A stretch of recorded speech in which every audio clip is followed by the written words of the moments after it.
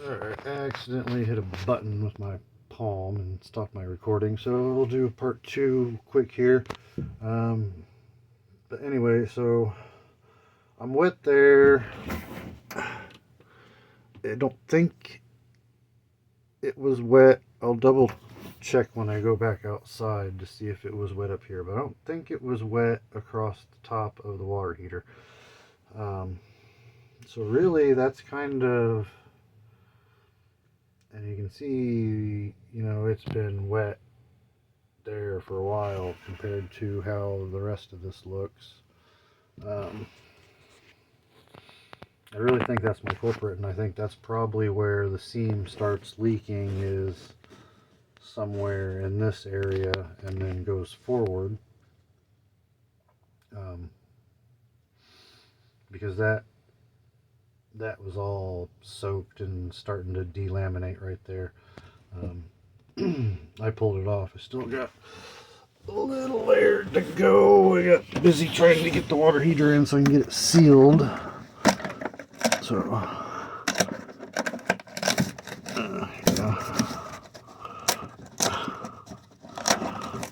Well, I planned on pulling this anyways, just to see what was going on back here. So, ooh, wow, oh, yummy.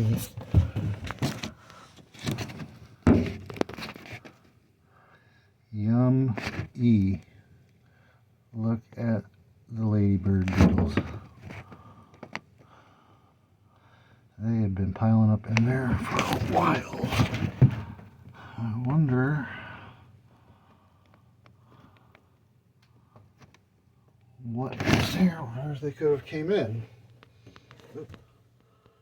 There, let's go outside quick.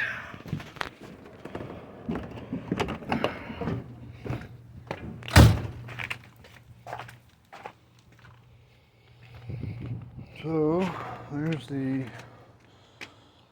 exterior view of here. See, there's the light that I just put in.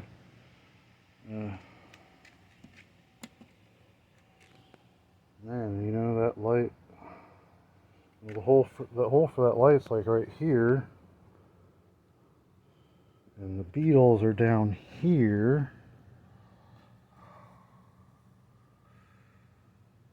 Huh. And the sealant's all good here, unless they're going up under somehow. I'm hoping to be able to take these fenders off and get them painted, repaired and painted, because they're all cracked somewhere or another. When I do that, I'll get in here and see what's going on. But see, that's the plastic wheel well. Huh. And I mean, all that was tight there. That is, no. There's another place where I thought I was maybe getting water, which it doesn't look as bad as I thought it was around the electrical end. You can see here on the water tank fill how all the sealant's just deteriorated. It really needs pulled and redone. And then same down here for city water. And then, you know, I guess the cable in doesn't look too bad, and that light doesn't look too bad, but I know there's some of the lights on the other sides that the lights are all, sealant's all gone on. This back don't look bad. So, I mean, it's just that time that everything on this thing needs pulled. But while we're right here, let's go look at the old water heater.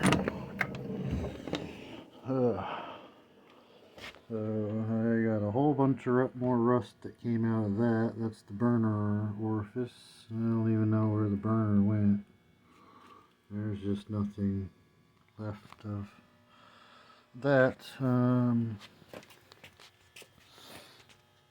There is what the tank was looking like, and I think the tank was leaking. It's all shiny right there, like it's been wet.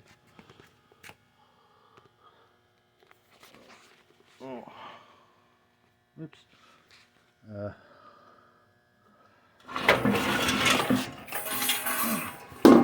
This thing's kind of heavy, but that's what the back all looks like. It has definitely seen its better days. That's the old water heater. So,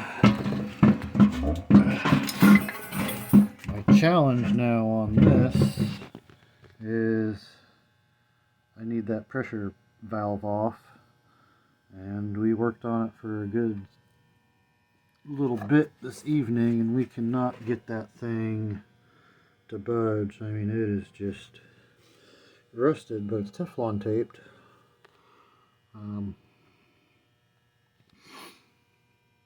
Just thinking of getting the torch out while I still had it before I bring it back and try to heat that up with the torch and see if that breaks the rust free. But I haven't looked on Lowe's or Home Depot's website. But I looked on Menard's website.